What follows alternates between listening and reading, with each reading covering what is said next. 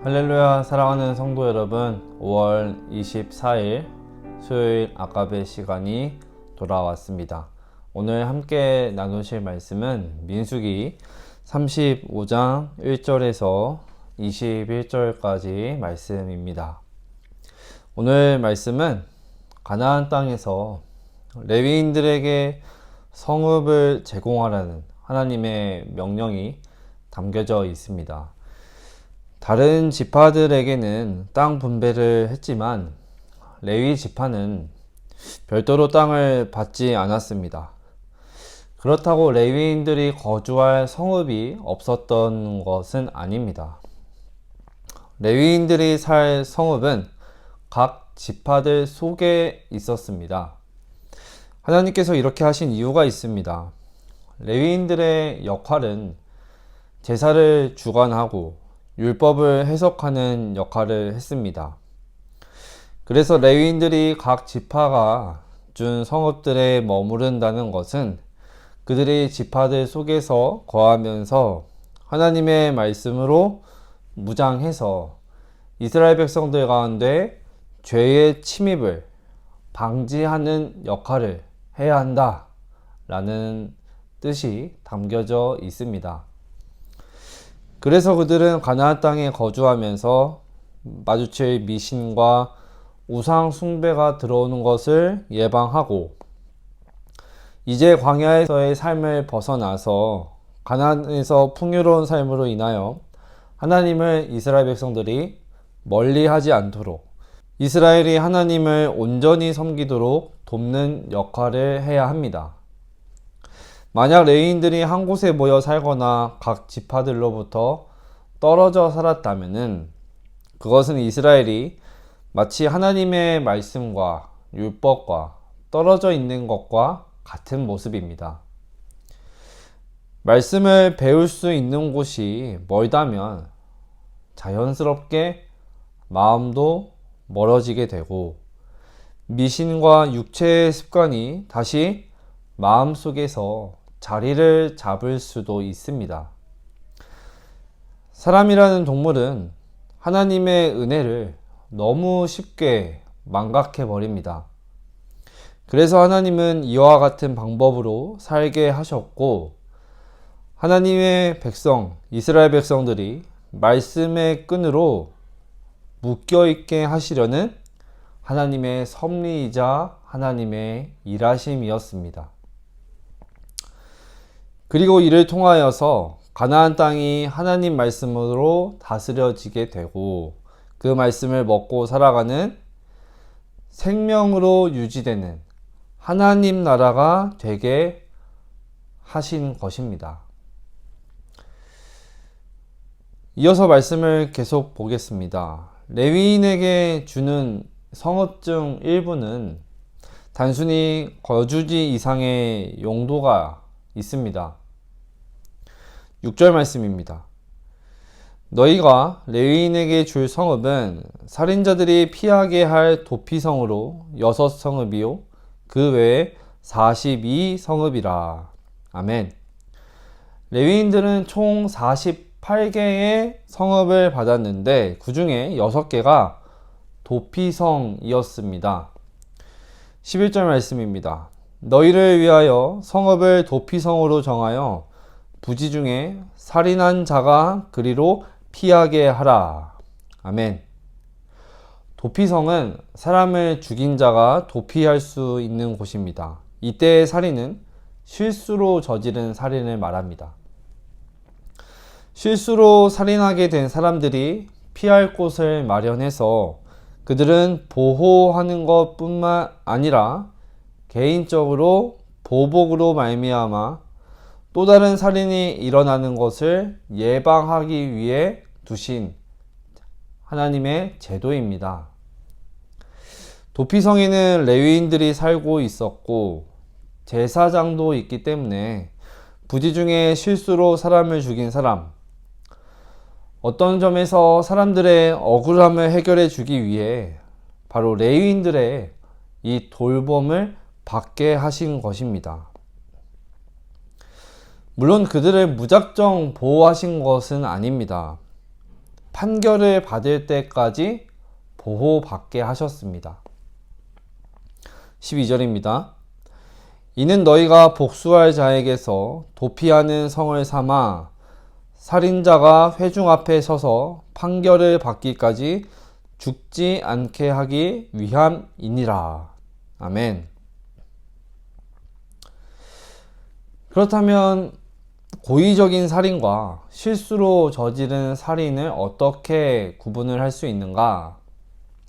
쇠나 돌이나 나무 연장을 가지고 죽이는 경우는 고의적인 살인으로 봤습니다. 그러면 쇠, 돌, 나무 외의 연장은 괜찮은가? 사실 그것도 아닙니다.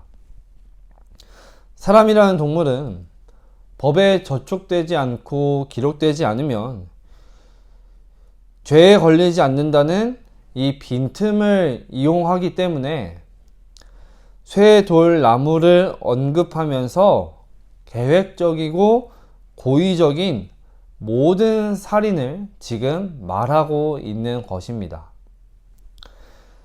그러나 만약 본인이 뜻하지 않게 살인을 한 사람의 경우는 처음부터 쇠붙이나 돌, 나무 연장을 준비해서 계획적인 살인을 한 사람과 본질적으로 다릅니다. 우리 사람은 우리의 목적을 이루기 위해서 때로는 수단과 방법을 가리지 않습니다. 그것도 모든 것을 아시는 하나님 앞에서 이런 모습을 갖고 살아갑니다. 하지만 하나님께서는 우리의 이런 동기와 목적을 다 알고 계시고 늘 언제나 우리의 중심을 보고 계십니다. 하나님께서 살인자를 이렇게까지 엄격하게 처벌하시는 이유는 바로 하나님의 이 거룩한 땅을 더럽히지 않기 위해서입니다. 하나님께서 함께 하시는 곳, 하나님이 거하시는 곳의 거룩과 성결을 유지하기 위함입니다.